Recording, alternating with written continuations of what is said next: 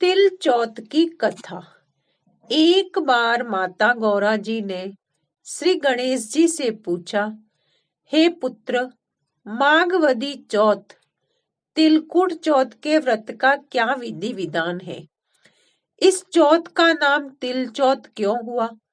जब रिद्धि सिद्धि के दाता श्री गणपति बाबा जी बोले कि हे जगत माता, इस दिन पूजा में श्री गणेश जी व चौथ माता के तिलकुटे का भोग लगाया जाता है। इसलिए इस माघ महीने में बाल चंद्र गणेश जी का पूजन किया जाता है। पूजा की विधि में हर पूजा के सामान के साथ तिलकुटा रखा जाता है।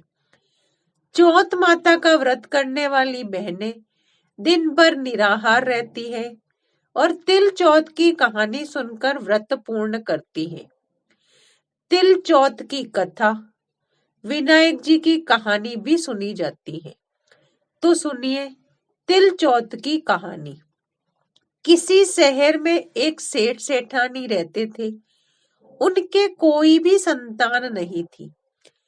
इसमें दोनों जने दुखी रहते थे। एक बार सेठानी ने पड़ोसियों की स्त्रियों को तिल चौथ व्रत करते हुए देखा तो पूछा, आप किस व्रत को कर रही है? इसके करने से क्या लाभ होता है? औरतें बोली कि ये चौथ माता का व्रत है। इसको करने से धन, वैभव, पुत्र, सुहाग आदि सब कुछ प्राप्त होता है। घर में सुख शांति का वास होता है। तब सेठानी बोली कि यदि मेरे पुत्र हो जाए तो मैं चौथ माता का व्रत करके 1.25 किलो तिलकुटा का चढ़ाऊंगी। कुछ दिन बाद में वह गर्भवती हो गई।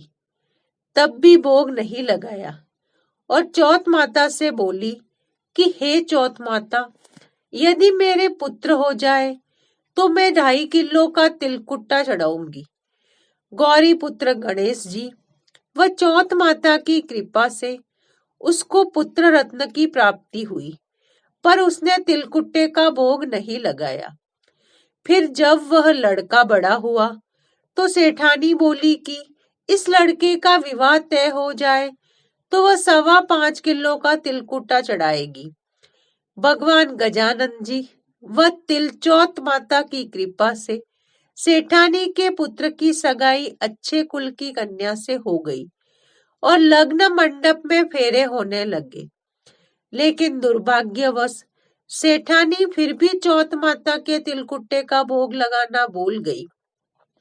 तब चौथ माता व श्री भगवान गणेश जी उस पर कुपित हो गए। अभी फेरों के वक्त में 3 ही फेरे हुए थे कि चौथ माता अपना कोप दिखाती हुई आई व दूल्हे राजा को उठाकर ले गई और गांव के बाहर पीपल के पेड़ पर छिपा दिया। सब लोग अचंभे में रह गए कि एकाएक दूल्हा कहाँ चला गया।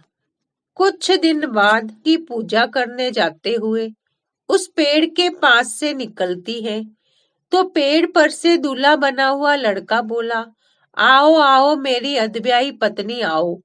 तो वह भागी हुई अपने घर गई और अपनी माता को सब घटना सुनाई।